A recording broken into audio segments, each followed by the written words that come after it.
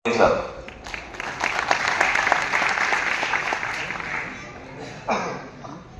मराठवाड्यातून आलो आणि मराठवाडा म्हणलं की मराठवाडा म्हणलं की रगेलपणा आणि आपल्या टाळ्या जर अशा पुण्यासारख्या वाजत असतील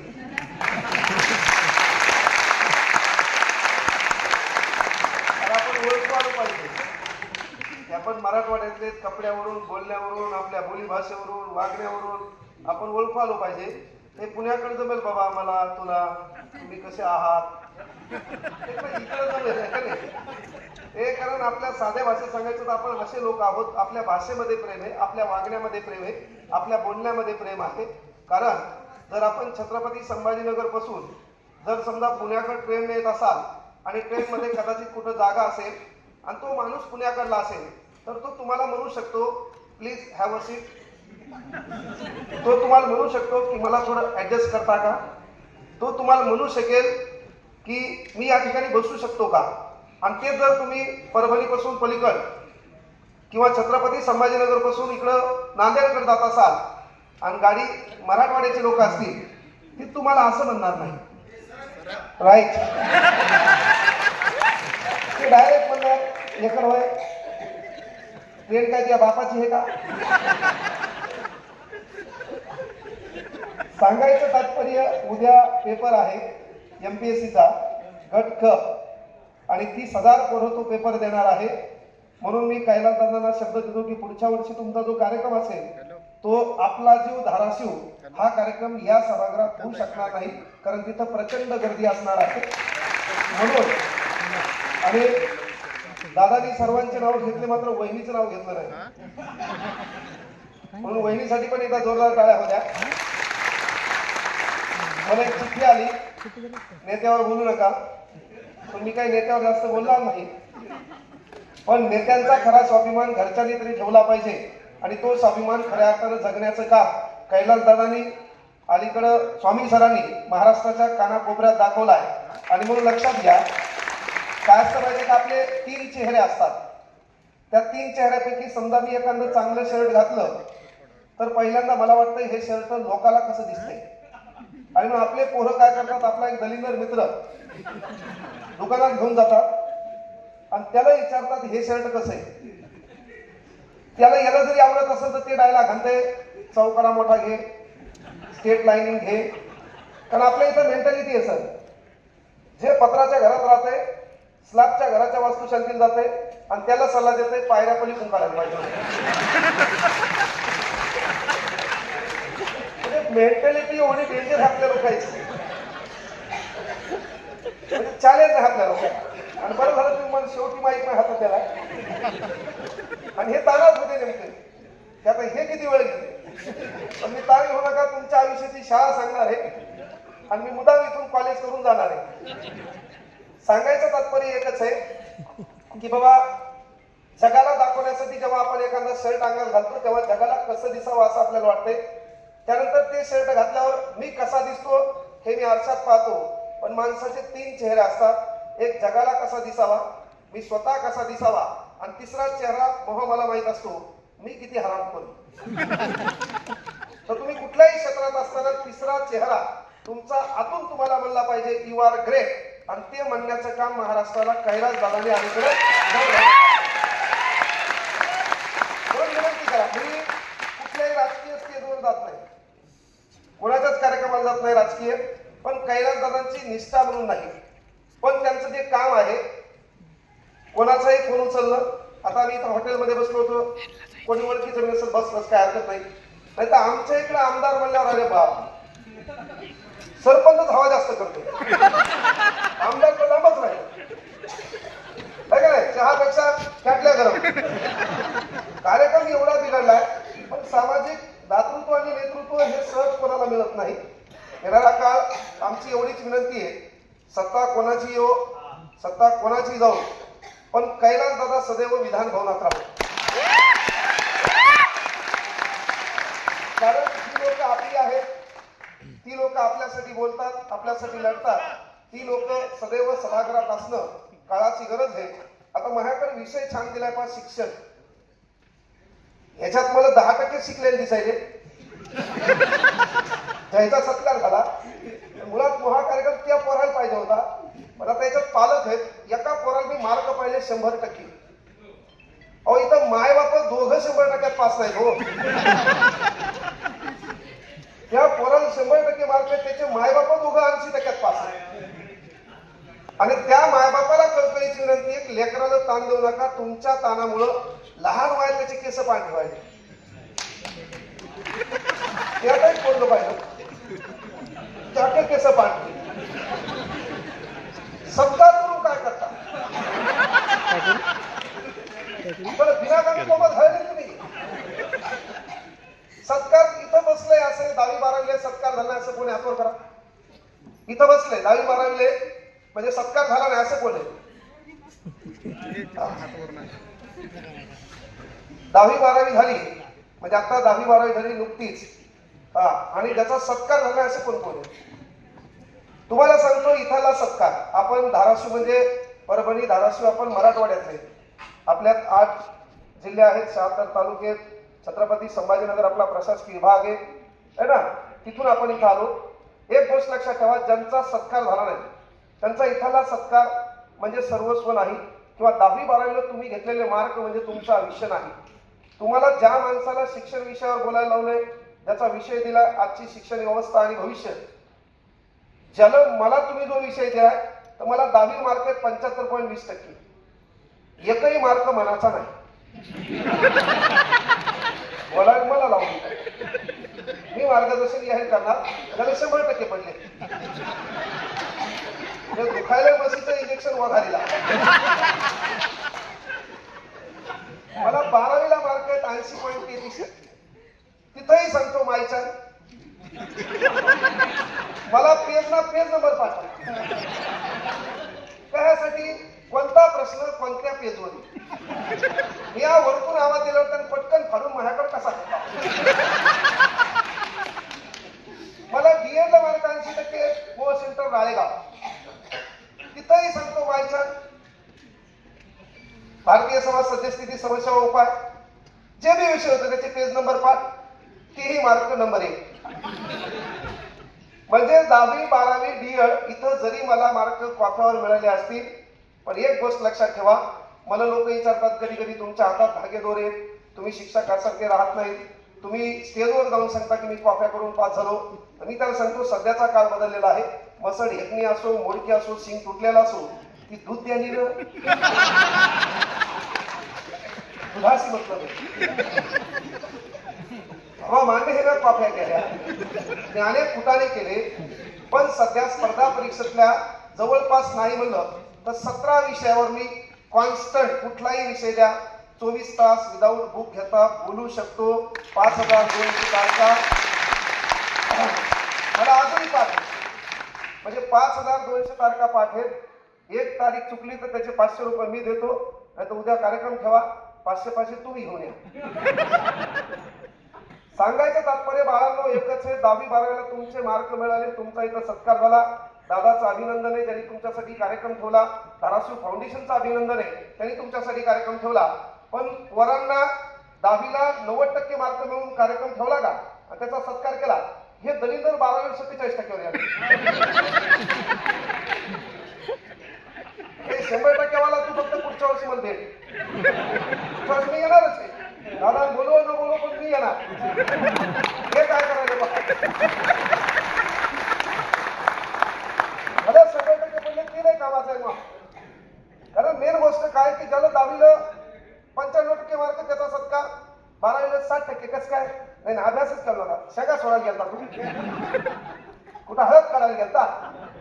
म्हणजे माय बापाचं काम एकच आहे. इथं बसलेल्या पोरांना एक विनंती करतो, मला कसे मार्क पडलेत नो मॅटर, मला किती मार्क पडलेत नो मॅटर, माझा सत्कार कुठं झाला नो मॅटर, पण एक बाळांनो लक्षात घ्या, हा सत्कार म्हणजे तुमच्या जीवनाचा परिपूर्ण सार नाही. त्यासाठी एक छान वाक्य आहे, काही हार बाकी है कई जीत बाकी है, कहीं हार बाकी है कई जीत बाकी है, मेरे जिंदगी का कई सार बाकी है, यहाँ से कर ली है मैंने मेरे जिंदगी की शुरुआत, ये तो किताब का एक पन्ना था, अभी तो पूरी किताब बाकी है, अभी तो पूरी किताब बाकी है. बाळांनो शिक्षण घेताना थोडं सामाजिक शिक्षण घ्या. पुस्तकाच्या बाहेर पडा, सध्याची शैक्षणिक व्यवस्था एवढी डेंजर आहे. जर तुम्ही वर्गाचा विचार केला तर वर्गात जे पहिल्या बेंचवर बसते मर्यादक अभ्यास करणारा पोरग, जगात काय चाललं काही घेणं नाही, पुस्तक किंवा पुस्तक, ते परीक्षा देते आणि पहिल्या टप्प्यात ग्रामसेवक होते. क्लोज मॅटर त्याच. बायको, मोटरसायकल, तिला डिकी, त्याच्यात कागद, डब्बा, डब्बा, शिक्षण व्यवस्था सांगतो.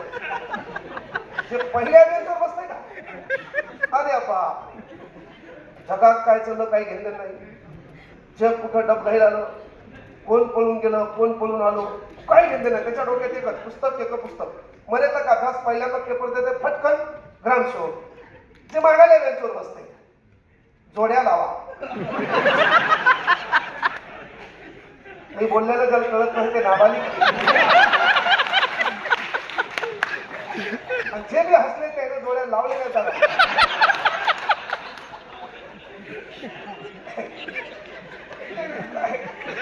प्रश्न पडतो की हे याला कसं काय सुचत आहे. मी बी जोड्या लावामधला होतो. बघ अलीकडे ह्याचे 4-5 नावं, पलीकडे ह्याचे 4-5 नावं, रेषा वाकड्या तिकड्या फुडल्या जे मधलं होतं ते जोड्या लावणार, पण त्याची जोडी न लागणार. थोडाफार अभ्यास, थोडेफार कुठाने, बेदार झालं, MPSC दिली, व्हिडिओ झालं, लय हुशार होतं, फटकन परीक्षा दिली, ग्रामसेवक झालं. जे मागायला बेंचवर बसत होतं, जोड्या लावत होतं, बेदार झालं. पहिलं वर्ष, दुसरं वर्ष, तिसरं वर्ष MPSC मार्फत व्हिडिओ झालं. जे मागायला बेंचवर बसत होतं त्याच्या मागं त्याचं काम काय, थोडेफार भांडणं करणे, कुठाने करणे, याचे त्याचे भांडणं लावणे, कोणाचा डबा उरो, अन्न हे पूर्ण ब्रह्म, अन्न वाया जाऊ द्यायचं नाही, कोणाची पोळी उरो यानंच खाणार, मरस्तोर जेवणार. आणि एवढा कुठाला केला, अभ्यास केला, बेदार झालं. 4 वर्ष गेले, 5 वर्ष गेले, पुण्यात राहिलं, MPSC दिली, डेप्टी CO झालं. हुशार होतं, ग्रामसेवक झालं. त्याच्या मागाला व्हिडिओ झालं, लगे मागाला डेप्टी CO झालं. त्याच्या मागे जे होतं ते कुठाने कर, भांडण कर, ह्याच्या मारामाऱ्या कर, त्याच्या मारा कर, याला मार त्याला मार. गावाकडे गेलं, पक्षाची पाठी टाकली, त्याच्यावर नाव टाकलं. कार्यक्रम आवडला, चांगल्या पक्षात गेले, आमदार झाले.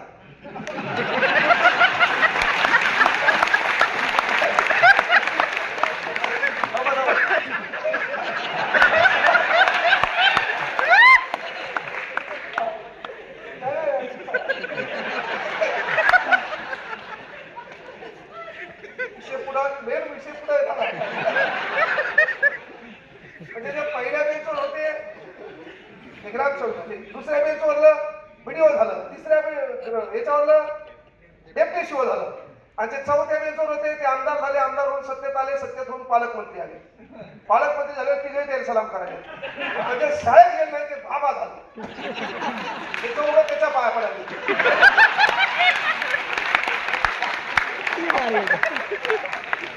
शिक्षण व्यवस्था एवढी डेंजर आहे.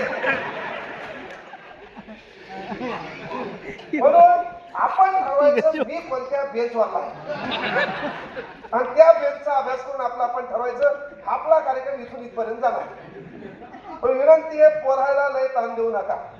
मायबापाला विनंती एकच आहे, त्याला त्याचं बालपण जगू द्या. आजकाल पहिलीचं पोरगे, मायबापाच्या डोक्यात विचार आहे कोणत्या शाळेत टाकायचे, कोणत्या इंग्लिश स्कूलला टाकायचे, त्या शाळेची फीस कशी आहे, तिथं शिकवल्या कसं जात आहे. आता हे तू आठवायचं. आपल्या शाळेत टाकताना असा विचार आपल्या मायबापाच्या जिंदगीत कधी आला का? अख्ख्या 2000 10वी पास झाला तू, आणि पोराला 80,000 खर्च करायला. अहो पहिलीचं लेकरू घराच्या बाहेर आले, टाटा करायले, बायबा करायले, फ्लाईंग किस करायले. आणि याचा काळ त्याला माय एका हातानं, बाप एका हातानं, बहीण एका पायानं, भाऊ एका पायानं, चौघं नेऊन उचलून शाळेत फेकत होते. तिथं मास्तर मरस्तोर मारायचा आणि तिथं राहायचं. पण सध्या काळ बदललेला बाळांनो, आपला अभ्यास इतरांपेक्षा वेगळा लागेल.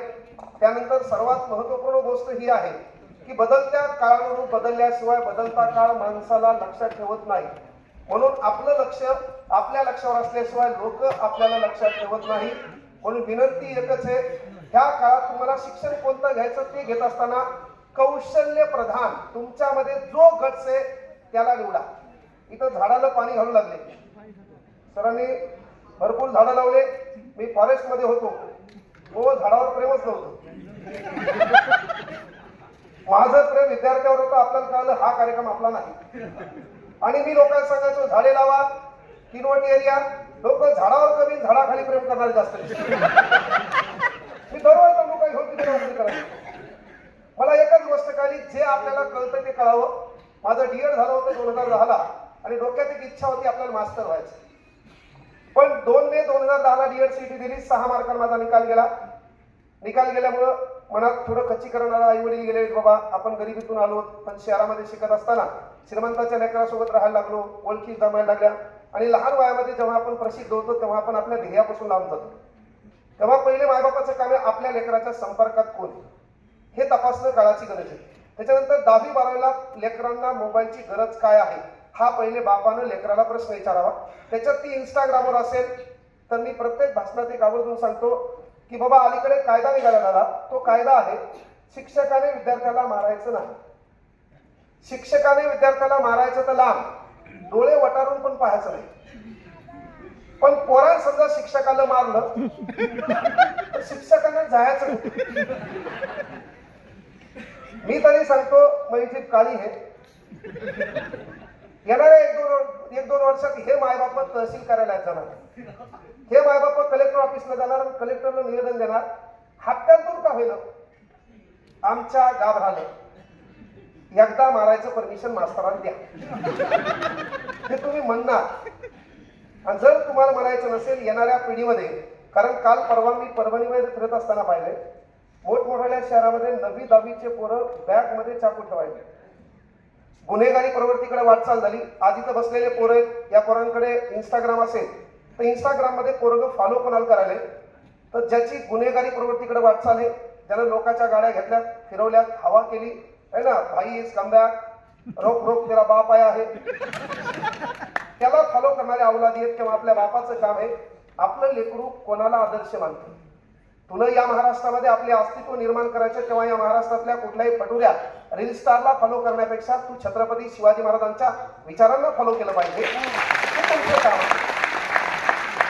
आणि आपण रील टाकतो है ना, किंवा आपल्याला स्वतःला रील स्टार म्हणून घ्यायचं असेल तर आरशात भांग पडताना, केसावरून हात फिरवताना आपल्या मनातल्या मनात एक विचार आला पाहिजे, what is the difference between you and me? You reel star, I am a real star. आपल्या मनातल्या मनात एक विचार आला पाहिजे, आपण रिअल स्टार आहोत, आपण समाजासाठी काहीतरी देणार आहोत. पण यासाठी प्रामुख्यानं पहिली भूमिका मायबापाची आहे. त्या मायबापाचं त्या लेकराकडे लक्ष लागेल आणि लक्ष देता येत नसेल तर लेकरू आपल्या धाकात लागेल. मी तुम्हाला आई शपथ एक मुलगा म्हणून सांगतो, अलीकडे जेव्हा मी पोलीस भरतीच्या ऍडमिशन प्रोसेसमध्ये होतो तेव्हा 30% पालक माझ्याकडे याच्यासाठी आले झाला. एकच कारण होतं, पोरग मोबाईल सोडणं, एकांतात राहिलं, काहीच बोलणं, आणि बोललो काही तर मी मरण, मी आत्महत्या करल हे धमकी द्यायला. याचं कारण तुमचं आहे. तुम्ही काय करायले, 12वी झाल्यावर त्यावर कंट्रोल ठेवण्याचा प्रयत्न करायचे. साप गेल्यावर काठ्या हाणून फायदा नाही. म्हणून तुमच्या धाकात ते लेकरू असलं पाहिजे. आणि इथं बसलेल्या लेकरांना विनंती आहे, तुम्हाला 100% मार्क आहेत, तुम्ही दररोज मायबापाच्या पाया पडता का रे? हे संस्कार घरातून सुरू करा पाहिजे. त्याला मार्क किती येतात, तो कोण झालाय डज नॉट मॅटर. तो collector, deputy collector, PSI, STI, ASO काय व्हायचं हो द्या. तो नाही झाला चालतंय, पण तो सच्चा माणूस झाला पाहिजे. त्याला तुमची कदर असली पाहिजे. आणि म्हणून मायबापाचं पहिलं काम आहे. मायबापाला काय करा, आपण शिक्षण व्यवस्थेत पहिलं काम काय असते, लेकराला शिक्षण द्यायचं म्हणजे पहिले तपासा त्याचे आदर्श कोण आहेत. आणि आदर्श तपासायचे म्हणल्यावर पहिलं काम आहे, मायबापाची पण चूक आहे. वाटलं तर एक काम करा, घरी गेल्यावर चेक करा, हे असा टिपवाय घ्या, घरात ठेवा. घरात टिपवाय नसेल तर खुर्ची घ्या, खुर्ची नसेल तर टेबल घ्या, आणि त्या टेबलावर काय करा, असे बारीक पासपोर्ट टाईप समाज सुधारकांचे फोटो आणा, असे बाजूवर ठेवा.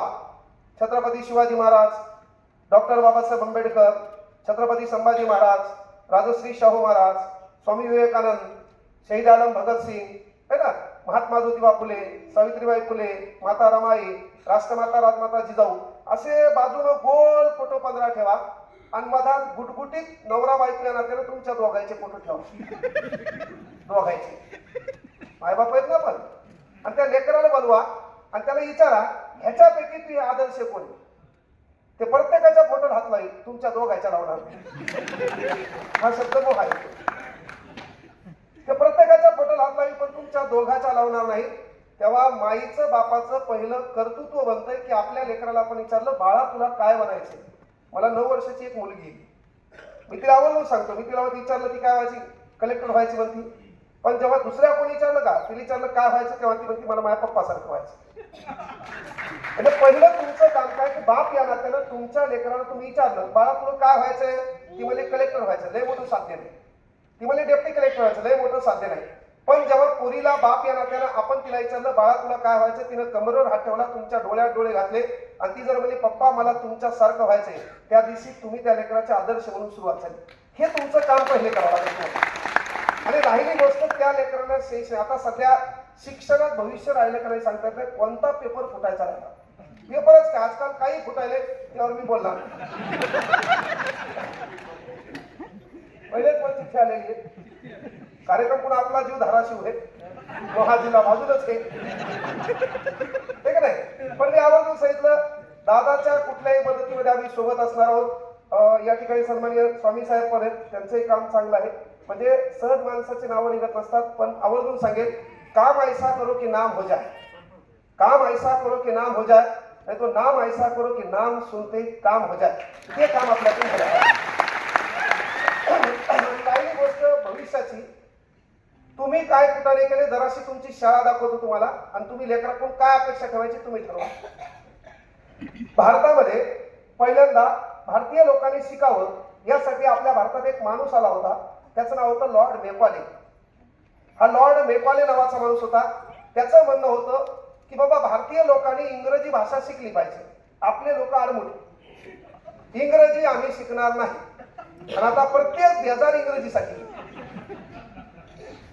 काय म्हणले आम्ही इंग्रजी शिकणार. आणि त्याच्यात आपल्याला ज्याला इंग्रजी येत नाही का त्याच्या समोर एखादा इंग्रजी बोललं हे डायलॉग म्हणते तुझ्या घरावर काय इंग्रजी गेलते का? त्याला येत नाही ना, हे डायलॉग ती आणते. म्हणजे मेन गोष्ट काय की लॉर्ड मेकॉले म्हणजे शिक्षण व्यवस्था आपली पहा, आपल्या लेकराकडून आपल्याला अपेक्षा काय करायच्या. म्हणजे तो कार्यक्रम फ्लॉप गेला. नंतर 1854 आपल्या भारतात चार्ल्स वूड आला.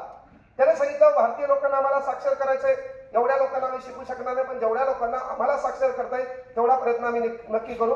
पण चार्ल्स वूडचा खलिता देखील अपयशी ठरला. 1882 ला हंटर कमिशन आलं आणि त्या हंटर कमिशन समोर पुणे महानगरपालिकेचे नगरसेवक होते महात्मा ज्योतिबा फुले. अलीकडे पूल पडला, पुलावर लोक बोलले, सभागृहात एकमेकावर लोक बोलू लागले. पूल ही लेलामची गोष्ट आहे, अलीकडे कधी काय पडेल काही सांगता येत नाही. त्याच्यावर न बोललेलं बरं. हा हा हा चिठ्ठीचा विषय सोडून द्या. तसं मी चिठ्ठी आल्यावर मी बोलू शकतो पण काय गरज नाही काय का. मुह जे काम आहे ते मी करायला पाहिजे, तुमचं काम तुम्ही करायला पाहिजे. तुमच्या घराच्या समोरची नाली तोडून भरलेली आहे आणि तू मोदीला शिवा द्याला, तर मोदीचा नालीचा काही समज नाही का? तो का नगर सरकार फोन लावा. साप असल्यावर मोदीनं साफ केली म्हणते तो. नाली साप असली ना तर मोदीमुळे साफ झाली. अरे खराब कोण केली हे बी पाहणं काम काय बरोबर काय ना. आजकाल तर कार्यक्रम बिघडला हो. 2014 पासून लोक मायबापा लेकराचं नाव विकास केलं, विकास होईच ना आता. तर ते एक विषय लावून आपला पुन्हा शिक्षण व्यवस्थेवर बोलायचं आपल्याला. 1882 हंटर कमिशन आपल्या भारतात आलं. भारतात आल्यावर पुणे महानगरपालिकेचे नगरसेवक होते महात्मा ज्योतिबा फुले. आणि महात्मा ज्योतिबा फुलेने हंटर कमिशन समोर एक साक्ष दिली.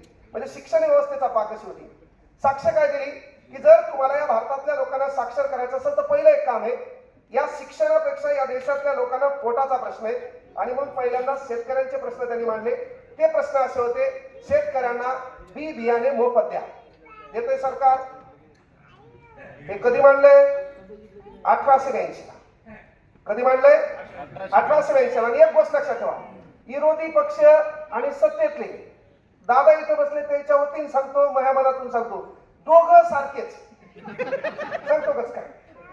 आपल्या भारतात पहिल्यांदा कोणाला रे आता सांगतो ना, आपल्या भारतात नाही. काल मी मराठवाड्याच्या व्हिडिओ बद्दल मी आवर्जून प्रशंसा केली. त्याच्यावर मी एक व्हिडिओ घेणार आहे, मी बाहेर आहे. मराठवाड्यामध्ये ज्या शेतीचा प्रश्न जगातल्या आतापर्यंत एवढ्या दिवस विधानसभा आहे कोणत्या मायकाला न मांडली ती एकाच वाघान मांडली, तेवढा तो प्रश्न मी स्वतः पाहिला, पूर्ण व्हिडिओ पाहिला मी. विषय काय आहे की विरोधी पक्ष म्हणलो मी, कैलास दादा हे लक्षात घ्या. मी सांगतो ना, आपल्या भारतात पहिलं कोण आलं? पोर्तुगीज आले 1498 ला. काय असतील ना स्पर्धा परीक्षेची. हा, दुसऱ्यांदा कोण आलं? डच आले. तिसऱ्यांदा कोण आलं? डॅनिश आले. त्याच्यानंतर कोण आलं? इंग्रज आले. त्याच्यानंतर कोण आलं? फ्रेंच आलं. पण आपल्या लक्षात कोण राहिलं? इंग्रज. सध्या प्रत्येक माणसाचा ताण सरकारवर आहे का नाही? प्रत्येक जण कोणाला शिवाय द्यायला? सरकारला द्यायला. तर मला सांगा, आपल्या देशात आपल्यावर किती वर्ष राज्य केलं इंग्रजांनी? आपण 150 वर्ष म्हणतो, पण 451 वर्ष राज्य कोणी केलं? पोर्तुगीजांनी. तिसऱ्या शतकापासून भारतात कोणी कोणी येऊन राज्य केलेले? आपल्याला असं कोण राहिलाय की ज्याने आपल्याला मारलं नाही? कोणी येऊन आपल्याला ठोकून गेले, पण आपल्या लक्षात कोण राहिलं? इंग्रज. याचं कारण काय? तू समजा एखाद्या हॉस्टेलमध्ये गेला, ती अंगावर कोणतरी ब्लँकेट टाकून झप तुला हल्लं आणि तो ब्लँकेट उघडली, जे तुला दिसला ते म्हणजे इंग्रज. तसं आपल्याला काय झालं? ब्लँकेट उघडल्यावर जे ताण द्यायला ते म्हणजे सरकार म्हणून आपल्या लक्षात ती हे सध्या म्हणजे मारून आपल्याला सर्वच गेलेत. सांगायचं तात्पर्य एकच आहे की बाबा 1880 ला विधायकामध्ये त्यांनी एक गोष्ट मांडली, शेतकऱ्यांना बी बियाणे मोफत द्या. आपण प्रत्येक जण महापुरुषावर, प्रत्येक नेता या ठिकाणी येतो, त्यांचं नाव घेतो, पण त्यावर चालण्याचा प्रयत्न कोणी करतो का? हा फार मोठा प्रश्न आहे. दुसऱ्यांदा सांगितलं, शेतकऱ्यांसाठी गोदामांची व्यवस्था करा. शेतकऱ्यांचे बी बियाणं, कारण त्या काळी प्रत्येकाच्या घरी पत्राचे असायचे, व्यवस्था बरोबर नव्हती. मग शेतकऱ्यांसाठी काय करा? गोदामाची व्यवस्था उपलब्ध करून द्या. शेतकऱ्यांना ऊर्जा साधने उपलब्ध करून द्या. आता कारखान्याच्या वीजवाल्याला सरकार पकडतंय का? ते पकडतंय कॅनलवर मोटर टाकणार. पकडतंय कोणाला? कॅनलवर जण मोटर टाकली त्याच्यावर. पकडायला कोण येतंय? गरीबच. गरीबीतून तयारी करून गरीबीवर भाषण देऊन गरीबाचा कार्यक्रम ठोकणारा गरीब.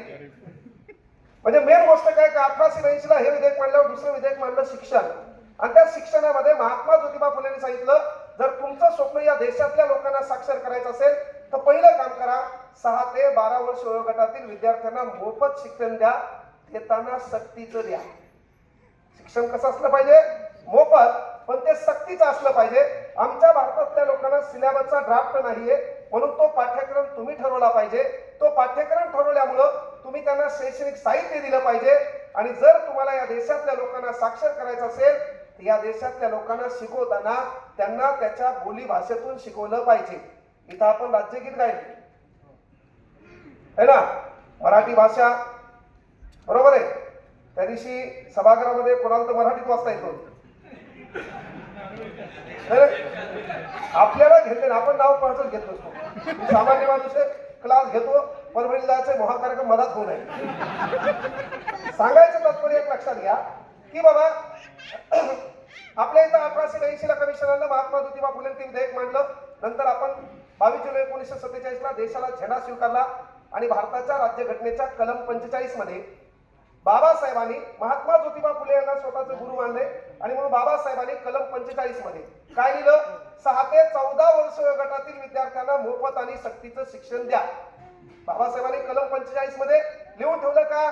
तर महात्मा ज्योतिबा फुले हे आपले वैचारिक गुरु आहेत, त्या गुरुची परंपरा पुढे चालू राहावी म्हणून 2 वर्ष वय बाबासाहेबांनी मनाने वाढवलं आणि 6 ते 14 वर्ष वयोगटातील विद्यार्थ्यांना मोफत आणि सक्तीचं शिक्षण द्या असं सांगितलं. पुढे वाघ असतील, दुर्गाबाई देशमुख असतील, पुरण शाळा आल्या, साखर शाळा आल्या, अनेक शाळा तयार झाल्या. 1968 ला पहिलं शैक्षणिक धोरण आलं आणि शेवटी पुन्हा पाहिलं की भारताचा आढावा घेऊन पाहिला की भारतामध्ये शिक्षण व्यवस्था कोलमडलेली आहे.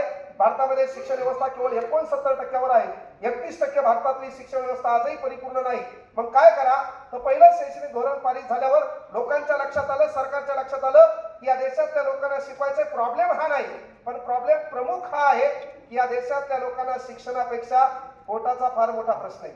अनेक लोकांना फावडं आणि विकास घेतल्याशिवाय, कुठंतरी काम केल्याशिवाय त्याच्या घराची चूल पेटत नाही. म्हणून पहिल्यांदा जी लोक दिवसभर कुठतरी शेतात राबतात, जी लोक कुठतरी उद्योगावर व्यवसायावर जातात, जी लोक काहीतरी काम करतात, घराचं चित्र चरित्र बदलतात, त्या लोकांसाठी शाळा चालू करूया.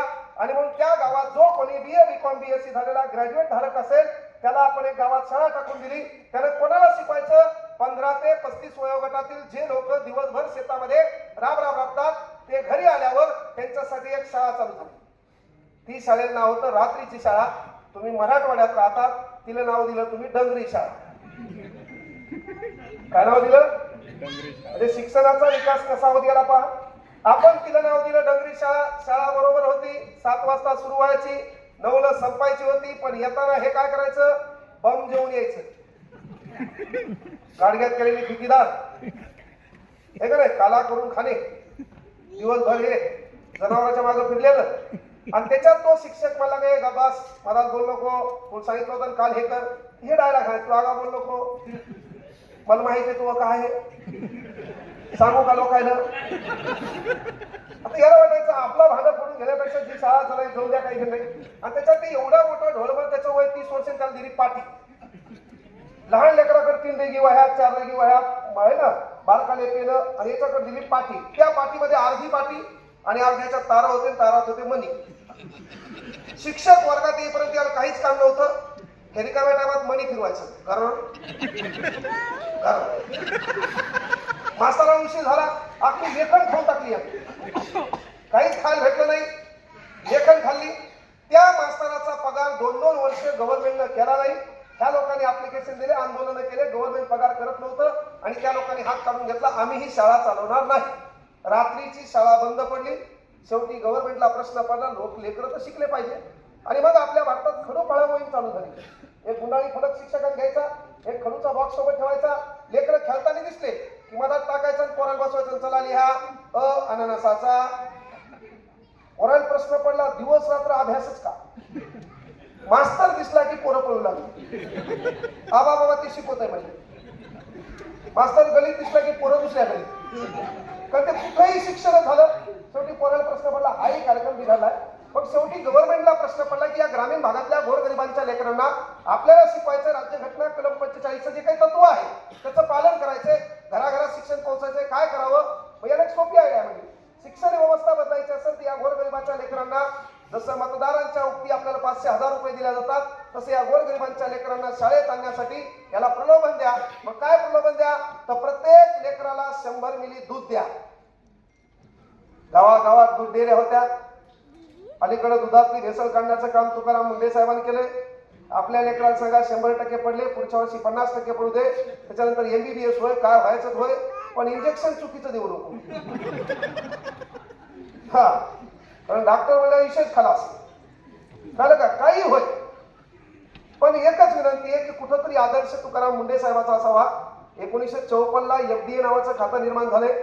एवढ्या दिवस अनेक अधिकारी होते. FDA खातं म्हणल्याच्या नंतर, अन्न भेसळ प्रशासन म्हणल्याच्या नंतर, आणि महाराष्ट्राच्या कानाकोपऱ्यात प्रत्येक लोकांच्या तोंडावर एकच नाव गाजते, तुकाराम मुंडे साहेब. पण याच्या अगोदरचे नेमकं काय करत होते हा लय मोठा प्रश्न आहे. याच्या अगोदरचा कोण होता त्याचं नाव पण कोणाला माहित नाही. पहिला कोण होता त्याचंही नाव माहित नाही. म्हणून मी आवर्जून सांगितलं, काम ऐसा करो की नाम हो जाए. काम ऐसा. अरे महाराष्ट्राच्या फेसबुकच्या प्रत्येक पेजवर पाय पोस्ट राहिली. या पंढरपूरच्या विठ्ठलाचं दर्शन देण्याचा मान जर कोणाला द्यायचा असेल तर आदरणीय तुकाराम मुंडे साहेबांना द्यावा, हे महाराष्ट्र म्हणतोय. आणि एक गोष्ट लक्षात घ्या, घटनेचं तत्व अंतिम सत्ता ही जनतेकडे एकवटलेली आहे. ते जनतेचा आवाज आहे, तो आवाज कोणी रोखू शकत नाहीये. ही गोष्ट लक्षात ठेवा. म्हणजे सांगायचं तात्पर्य, गव्हर्नमेंटने ठरवलं की या गोरगरिबाचं लेकरू शाळेत आलं पाहिजे. शाळेच्या 3 पायऱ्या ठरल्या: गुणवत्ता, पटनोंदणी, उपस्थिती. म्हणजे पहिल्यांदा पोरग पटावर, हजेरीपटावर असलं पाहिजे. केवळ हजेरीपटावर नाही तर ते वर्गात उपस्थित असलं पाहिजे. केवळ उपस्थित नाही तर त्याच्यात गुणवत्तापूर्ण विकास झाला पाहिजे. मग यासाठी काय करायचंय? त्यासाठी लेकरू शाळेत आलं पाहिजे. म्हणून शाळेमध्ये ह्या लेकराला 100 मिली दूध द्यायचं ठरवलं. आता एखादं पोरग आलं नाही म्हणून शिक्षकाने काय केलं? उरलेलं दूध दुसऱ्या पोराला दिलं. हे बाजूच्या पोरानं पाहिलं, मायापेक्षा त्याला जास्त भेटलंय, यानं घरी याच्या माई जाऊन सांगितलं. याची माय लय डेंजर. तू ग्लास घेऊन जाऊ नको, तू उद्या कळशी घेऊन जा.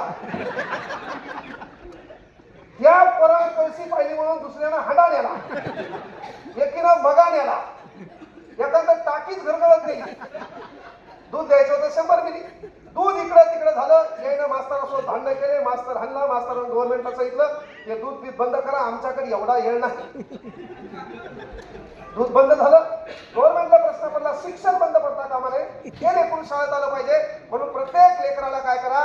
गावरान कोंबडीचे 2 अंडे द्या. आता याला 2 अंडे द्यायचं ठरवलं. हे शाळेत गेलं, पहिले प्रतिज्ञा झाली, प्रार्थना झाली आणि प्रत्येक पोराच्या हातात 2 अंडे दिले. आता याला सवय काय, काही गोष्ट झेलायची. जा, काहीचे खाली पडले, फुटले म्हणून भांडलं. एक जण घरी गेला, याचा बाप मार करी नेमकाच पोती वाजून बांधला. हे याला अंडे घालताना दिसत. याला विचारलं गेले कोण, हे मला मास्तर आला. हे गेलं शाळेत, मास्तर मास्तरांनी गव्हर्नमेंटला सांगितलं की अंडे भेटे बंद करा. लोक दलित आणि शिकवायचं की हे अंडे बोलायचे मेंटेन करायचं. आणि मग गव्हर्नमेंटला प्रश्न पडला, काही हो शिक्षण थांबता कामा नये. मग हे काम करा म्हणजे ह्या लेकरांना प्रत्येकाला 1 किलो सुगडीचा पुडा द्या. सुगडी मक्याचं पीठ होतं, तिथे थोडी साखर असायची. आता तो पुडा घेतला, याचं काम होतं घरी जाणे, घरी गेल्यावर तव्यावर टाकणे, त्याच्यात थोडं पाणी टाकणे, शिरा करून खाणे. एवढा दम आहे कोणाला? त्याला तो पुडा शाळेतच उघडला, तिथंच खाल्ला. याचं दुखलं पोट. बापा विचारलं काय बोला, या मला सुगडी खाल्ली. गेली कोणा? मास्तराला. मास्तरांनी गव्हर्नमेंटला सांगितलं सुगडी बिगडी बंद करा. अशा आगाऊ कुठाने तुम्हाला सुद्धा शेवटी गव्हर्नमेंटला प्रश्न पडला, शिक्षण थांबता कामा नये. काय करावं बाबा? याला एक पर्याय आहे. आता याला खाओ बिओ मरो आपल्याला काय घेणार नाही. याला आपण तांदळाच्या 3 बॅग देऊ. कच्च्या तांदळाच्या 3 बॅग. ह्याला 3 बॅग दिले. हे शिक्षण इथं बसलेल्या पालकांचं झालंय. आता तुम्ही जर लेकराला ताण दिले तर तुम्ही झोपेत तुम्हाला सौम्य अटॅक येणार. एवढा बिनधास्त आपलं शिक्षण होत असताना तुला 99% पडले म्हणून पालक रडायला. 99% नवरा बायको दोघं पास आहेत तुम्ही. पोहा पापाय त्याला म्हणून ती पास झाली. का नाही? म्हणजे विनंती काय की बाबा शिक्षण व्यवस्था ही हसत खेळत असली पाहिजे. मी 1857चा उठाव शिकवलेला आहे. लोक म्हणले हे कुठून आणलं तुम्ही? त्याला आपला कार्यक्रम वेगळा असतो, हे पुस्तक वेगळं वापरतो. म्हणजे सांगायचं तात्पर्य मग म्हणले दादा याला तांदळाच्या 3 बॅग द्या. 3 बॅग याला दिल्यावर यानं त्या बॅग डोक्यावर घेतल्या. हे घरी गेलं नाही, हे किराणा दुकानात गेलं. आता दुकानदाराचं असं काउंटर असतं, याची हाईट कमी होती. या त्या तांदळाच्या बॅग अशा खाली ठेवल्या आणि हळूच मालवरती काढली. काका कस काय? काका म्हणले बरं आहे, तर आपल्या इथं तांदूळ काय किलो आहे? ते मला 15 रुपये. आपले घ्या मला 10. ज्या तांदळामध्ये प्रोटीन असेल है ना, पेलाग्रा बेरी बेरी असे आजार होऊ नये म्हणून तो तांदूळ गव्हर्नमेंटने तयार केला. यानं तो दुकानदार ऐकला. दुकानदार त्याच्यापेक्षा डेंजर, त्याने याच्या येताले हलक्या तांदळात हे मिक्स केला आणि 15 आपल्याच खाती घातला. हे कार्यक्रम निघाला कडे यानं काय केलं, 10-15 रुपये भेटले. पोरग डेंजर, यानं 1 रुपयाचे मोठाले मुरकुल घेतले, नरडे. आपल्याकडे पोंग हे म्हणतात. 5ही बोटात घातले. याचा मित्र याला दिसला की यानं हाफ खाल्ले. पण याचा मित्र याच्यापेक्षा दलित नव्हे. त्याने इकडून काढला, खाऊन पुन्हा बोटात ठेवला. समाजवाद. समाजाच्या हितासाठी काहीतरी जगावं हे आपल्या घटनेमध्ये है ना, पारायणामध्ये शिकवल्या जाते, पसायदामध्ये शिकवल्या जाते. पण ते आत्मसात करून करते हा फार मोठा प्रश्न आहे. त्याने 1 रुपयाचे नरडे घेतले, कोणी मागून म्हणून हापाप खाल्ले. याचा मित्र दलिंदर अलीकून काढून पुन्हा खावण्याच्या बोटात. काही एवढ्या दलिंदरवरती 1 रुपयाच्या 20 गोळ्या भेटत होत्या, संत्री गोळ्या, चुणचुण्या गोळ्या. याचा मित्र दिसला, त्याने 20 गोळ्या तोंडात घातल्या आणि बाहेर काढल्या. याचा मित्र याच्यापेक्षा धिकारतो, त्यानं पाण्यात धुतल्या पण खाल्ल्या.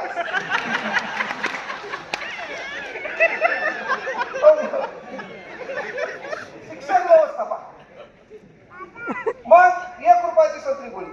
काही दोस्त असे होते की ज्यांनी भारताच्या राज्यघटनेमध्ये भारत माझा देश आहे, सारे भारतीय माझे बांधव आहेत आणि संत ज्ञानेश्वर महाराजांनी लिहिलंय की बाबा जे खळाची व्यंकटी सांडो तया सत्कर्मी रती घडो, है ना. जो जे वांछील तो ते लाहो, ज्याला पाहिजे तो ते मिळावं, हे ज्या संत ज्ञानेश्वरांनी लिहिलंय. ज्याच्या मायबापांना जिवंतपणे जलसमाधी घ्यावा लागली, ते मृत्यू पावल्याच्या नंतर जेव्हा हातात लेखणी आली तेव्हा ज्ञानेश्वर महाराज लिहितात, अवघाची संसार सुखाचा करीना आनंदे भरीना तिन्ही लोक. ज्या समाजाने मायबापाला त्रास दिलाय, ज्याच्यामुळे मायबापा आपल्यातून निघून गेलेत, पण तरी त्या समाजाचं मी कल्याण करेल, तीनही या संसारामध्ये आनंद पेरेल, हे ज्ञानेश्वर महाराजांचं लिखाण आहे. म्हणून त्यांना माऊली म्हणतात. एक माणूस असून जगाच्या अखंड या वारकऱ्यांची माऊली म्हणून संत ज्ञानेश्वराला का म्हणतात? कारण त्यांच्या हातात लिखाणात त्यांनी लिहिले, अवघाची संसार सुखाचा करीनं आनंदे भरणं तिन्ही लोक. हे त्याचं कारण. इथं भावाभावाचं पटणं 10 चौकात येऊन डायला घालतो. 5 वर्ष झालं त्याच्या घराचा दरवाजा आपण पाहिला नाही. तू झोपेत मेलेला बरा. प्रतिज्ञेत सांगितलं, भारत माझा देश आहे, हेवे देवे आपल्याला सोडावे लागतील. त्याला का न जाणे कोणची मुलाखत आखरी होगी, कोण कधी जाईल सांगता येत नाही. व्यायाम करणारे बी मरायलेत, न करणारे बी मरायले. डायटिंग करणारा बी मरायलाय, न डायटिंग करणारा बी मरायला. रिलॅक्स लाईफ हे तरी मरायलाय, ताण घेतला म्हणून बी मरायला, काहीच घेईन म्हणून बी मरायला. कोण कधी जाईल काही सांगता येत नाही. म्हणून तुम्हाला तुमच्या चेहऱ्यावर हास्य असलं पाहिजे. आपल्या चेहऱ्यावरली स्माईल पाहून लोक कुमात गेले पाहिजे की साला याला ताण पाहून येत नाही. हे तुमचं काम. टाळ्या बरेच वाजवायचं. आपल्या भावकीत कोणी गेलंय का?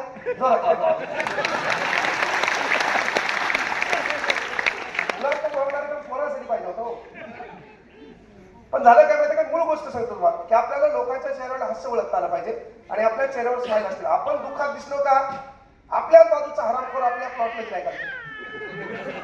आपण दुःखात दिसत ताणातच नाही, नेहमी हसत राहायचं. लोक म्हणले पाहिजे आणि याला प्रॉब्लेम का नाही, हे तुमचं काम. तुम्ही काय करणे, नेहमी टेन्शन मध्ये. बाया बाया भेटल्या की तिला पहिले गळे पाहतात. तिच्याकडे माझ्यापेक्षा मोठा नेकलेस आणि ताकद. माणसं भेटले, यायच्या तर समस्याच समस्या आहे. यायच्या समस्या इथेच नाही.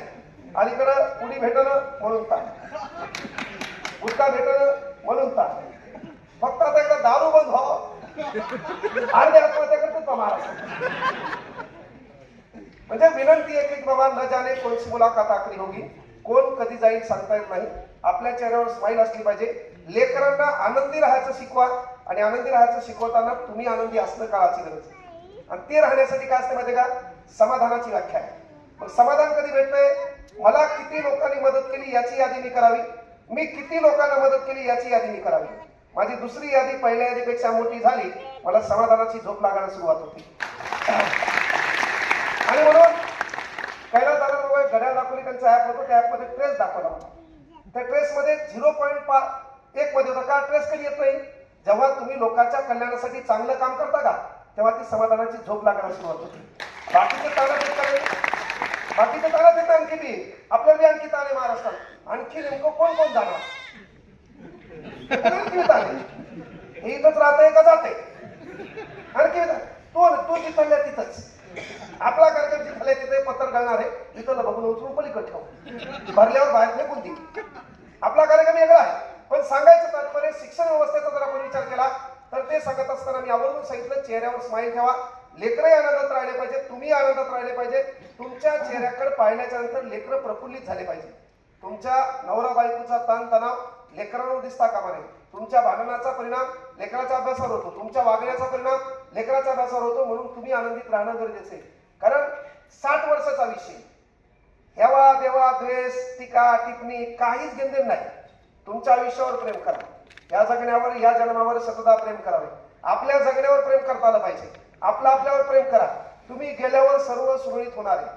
लय लोक मेले, जगाचं काही थांबलं नाही. तुम्ही गेले म्हणून लय मोठा फरक पडणार नाही, है का नाही? म्हणून आपलं काम आहे 60 वर्षाचा विषय, कोण कधी जाईल सांगता येत नाही. अटॅकचं प्रमाण वाढलं, बोलता बोलता गेला, पेपर वाचता वाचता गेला, चहा पेता पेता गेला, वॉकिंग करता करता गेला, जिम मध्ये डंबेल्स उचलला मेला. कळलं का? कोरोनामध्ये लय लोक मेले, फक्त पिणारे वाचले. कोण कधी जाईल सांगतात नाही. म्हणजे आवर्जून सांगतो, मी इथं बोलायला हे माझं शेवटचं भाषण होऊ शकते. मी माझ्यावर काय लिहू, तुमचं शेवटचं ऐकलं होऊ शकतं.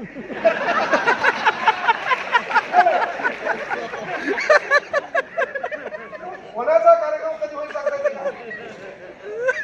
आपल्याला रिलॅक्स चालू पाहिजे. आपण नेहमी ताणातच टेन्शन कसं काय नाही असं कसं. अरे तू जन्मालाच काय आला, त्यामुळे शिक्षण व्यवस्थेमध्ये मी आपलं शिक्षण सांगितलं, असं झालं गव्हर्नमेंटला तांदूळ दिले, कार्यक्रम बिघडला.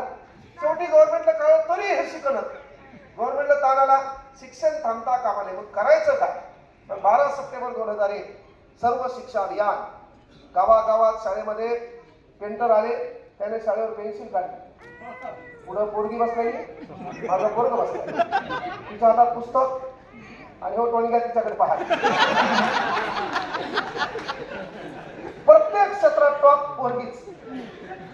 पहिलं पोरग पाहिजे मी 100%, पोरग तर पोरगी 100% कोण होतं? आहे पहा, इथं मी पोरगी. तू करतो नेमका काय? मग इथंही बा प्रत्येक क्षेत्रात टॉप कोण आहे? पोरगी आहे. मग सर्व शिक्षा अभियानांतर्गत काय झालं? शेवटी गव्हर्नमेंटने आदेश काढला, इंग्रजी कंपल्सरी. वर्ग पहिलीपासून इंग्रजी आली आणि पहिलीचं लेकरू म्हणायला लागलं, जानी जानी यस पप्पा, इटिंग शुगर, नो पप्पा, टेलिंग लाईज, नो पप्पा, ओपन युअर माउथ, हा हा हा. त्याला कळत नव्हतं, त्याला समजत नव्हतं, हे काय म्हणलं माहित नव्हतं. हाही कार्यक्रम इथं बिघडला. शेवटी गव्हर्नमेंटला प्रश्न पडला, लेकरू शाळेत टिकलं पाहिजे म्हणून याला खिचडी करून खाऊ घाला, आणि त्याचा लोड आला शिक्षकावर. तांदूळ मोज, तांदळातले दाणे मोज, एका लेकराला किती शेंगदाणे टाकायचे ते मोज, किती तेल टाकायचं ते मोज. तेल आलं, शेंगदाणे आले, हळद आली, वटाणे आले, तांदूळ आले, है ना. पण बाईनं भात पिवळाच केला, लेकरं खराब झाले, खिचडी करणारी बाई फक्त सुधारली. तोही कार्यक्रम फ्लॉप गेला. शिक्षण व्यवस्थेचा ज्याला जसा गोळ करता येईल त्याने केला. निस्ता अभ्यासक्रम अलीकडं निमुडा निमुडा गाड्या टाकले पुस्तकात, निमुडा निमुडा. पुढच्या वर्षी दया दया दया येणार आहे. आपण लहान होतो तेव्हा आपल्याकडे मोबाईल नव्हता, आपल्याकडे बाप मोबाईल द्यायचा, त्या मोबाईल मध्ये बटन दाबलं कोणतंही दाबा, चल छैया छैया छैया, चक धूम धूम धूम. फक्त ते 4-5 गाणे टाका म्हणजे आमच्या आत्म्याला समाधान होईल. सांगायचं तात्पर्य व्यवस्थेबद्दल बोलणं देखील काळाची गरज आहे. शिक्षण आपण घ्यायलो, नीट नावाचा पेपर फुटला आणि या देशातली परीक्षा नीट होत नसेल तर व्यवस्था चालवायची कोण? 23 लेकरांनी आत्महत्या केली. आणि त्या नीट पेपर फुटीबद्दल, टीईटी नावाच्या पेपर फुटीबद्दल किंवा याबद्दल तलाठी पेपर असेल, वनरक्षक असेल, या पेपर फुटीबद्दल आम्ही एकत्र येत असाल आणि काही पक्षाचे चाटुकार खाली कमेंट करत असाल तर जेव्हा हे तुमच्या घरातल्या आई बहिणीवर येईल, तुमच्या घरातलं एखादं पोरग पेपर फुटीमुळे आत्महत्या करेल, तेव्हा प्रश्न विचारा. कुठलाही नेता आपल्या कामा येणार नाही, कुठलं सरकार आपल्या कामा येणार नाही. तो प्रश्न आपल्या अस्मितेचा आहे, आपल्या हक्काचा आहे. म्हणून या जगात काही थांबलं तरी चालतंय, पण साला शिक्षण थांबता कामा नये. कारण शिक्षण म्हणजे प्रश्न आहे, शिक्षण म्हणजे सवाल आहे, आणि तो करण्यासाठी सरकार तुम्हाला काही देईल पण शिक्षण बरोबर देणार नाही. निमुडा निमुडा निमुडा हे ट्रेलर आहे, आणखी लय गाणी पिक्चर मध्ये येणार आहेत. कळलं का? आणखी पिक्चरचे लय गाणी अभ्यासक्रमात येणार आहेत. म्हणून पोराला बिंदास पिक्चर पाहायला लावा. पिक्चरच या अभ्यासक्रमात येऊ शकतो. साईड पास थिटा डिलीट होणार आहे. नादवे मणिबंधम बहिर्मुखम तेजा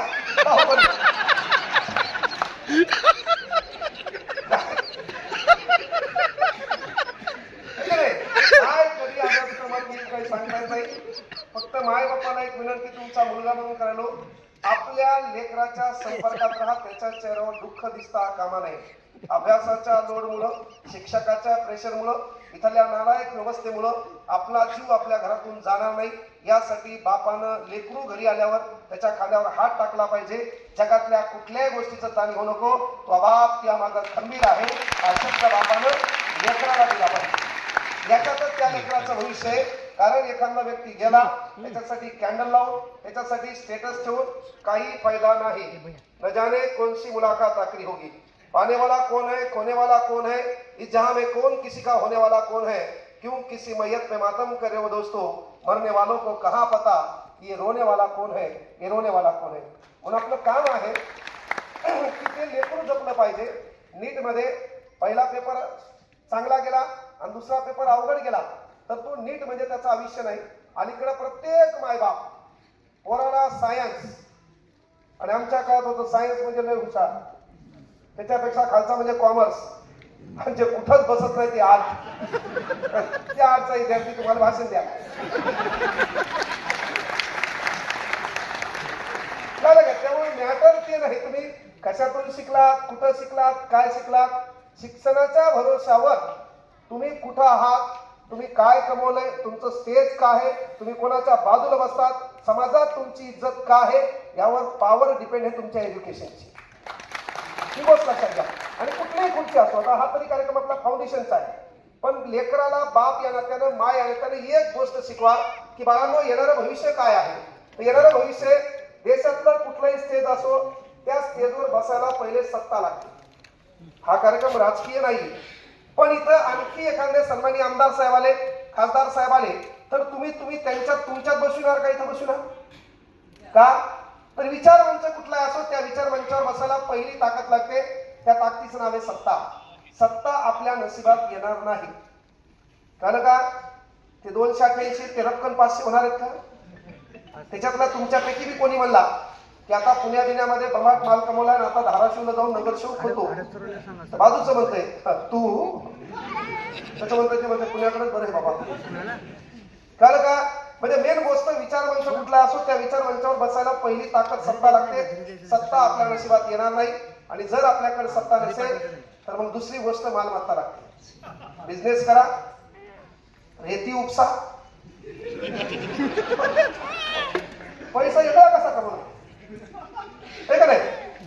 म्हणजे विचार मंच कुठला असो, त्या विचार मंचावर बसायला पहिली पॉवर सत्ता लागते. सत्ता आपल्या नशिबात येणार नाही. सत्ता नसेल तर मालमत्ता लागते. या विचार मंचावर उद्योगपती बसलेले, व्यवसाय क्षेत्रामध्ये त्यांनी काम केलं, त्यांना तुम्ही धाराशिव भूषण पुरस्कार दिला. तर उद्योग क्षेत्रात तुम्ही पैसा कमवता येतो. म्हणजे विचार मंचावर बसायला दुसरी गोष्ट मालमत्ता लागते. मग मालमत्ता आपल्याकडून वेगळ्या मार्गाने येणार नाही. उद्योग करा, शिक्षण क्षेत्रात उतरा, पण जिथं लोकांच्या जीवाची हानी होणार नाही, त्याच्यातून तुम्ही पैसा कमवला असेल, त्याचा स्वाभिमान वेगळा आहे. म्हणजे माय बापानं आपल्या लेकराला शिकवा की बाळा, देशातलं कुठलंही स्टेज असेल, त्या स्टेजवर बसायला सत्ता लागते. सत्ता नसेल तर मालमत्ता लागते. आणि या दोन्ही गोष्टी आपल्याकडे नसेल तर जर तुमच्याकडे बुद्धिमत्ता असेल तरी भारतातल्या कुठल्याही स्टेजवर बसता येते. त्याचं उदाहरण विठ्ठल कांगणे, उद्योगपती आहे ना, मी क्लासच घेतो ना. ही गोष्ट लक्षात घ्या. म्हणून आपल्या मायबापाचं एकच काम आहे की आज ज्या लेकरामुळं ज्या मायबापाचा सन्मान झाला, त्या पोरांना विनंती एकाच्या बाळानं, तुम्ही खूप मोठे व्हा, खूप काही कमवा, उद्योग करा, व्यवसाय करा, नोकरी करा. पण नोकरी करत असताना शहरात या, शहरात बंगला बांधा. पण गावाकडे ज्या मायबापाचं मन रमलंय त्या गावाकडे छानसं एक स्लॅबचं घर बांधा. पुढे एक असा पोर्च ठेवा, त्याच्यामध्ये बंगई ठेवा. त्या बंगईत तुमचे मायबाप बसलेले असले पाहिजे. आणि तू लग्न झाल्यावर त्या बायको देखत तू त्यांना झोका दिला पाहिजे. हे पुण्य तुला कमवता आलं पाहिजे. हे काम तुला करायचंय. उद्यापासून एक चांगलं काम करायचंय की आपल्या मायबापाच्या तुला पाया पडायचंय. का?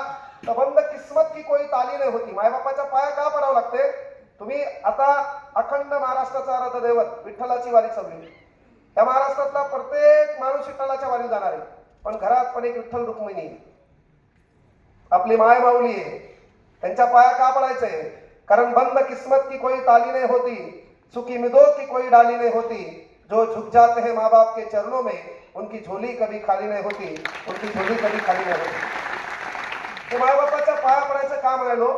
आज महाराष्ट्रातल्या कुठल्याही स्टेजवर मला बसता येते. महाराष्ट्रातल्या लेकरांचा अखंड प्रेम आहे. पैसा कमवला, आपण गाड्या घोड्यात फिरतो, पण हे पाहायला माय बाप नाही. तुमचं काम एकच आहे, भिंतीवर लागलेला बापाचा फोटो पुन्हा खाली येऊन आपल्याला आलिंगन देत नाही. भिंतीवर लागलेला माईचा फोटो पुन्हा आपल्या पाठीवर शबासकी देत नाही. म्हणून जिवंतपणे काय झक मारायची मारा. रात्रीचा दिवस करा, दिवसाची रात्र करा, पण चला जिवंतपणे आपल्या बापाची थाप आपल्या पाठीवर पडली पाहिजे. माईनं आपल्याला कवटाळलं पाहिजे की येस आपल्या मायबापा देखत आपण मिळवलं पाहिजे.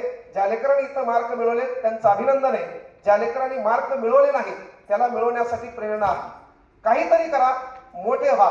येणाऱ्या का तुम्ही विचार मंचावर आले पाहिजे. आणि पुढचा धाराशिव भूषण पुरस्कार तुम्ही केलेल्या कर्तृत्वामुळं, तुम्ही मिळवलेल्या यशामुळं तुम्हाला किंवा तुमच्या मायबापाला मिळावा एवढीच अपेक्षा तुमच्याकडून ठेवतो.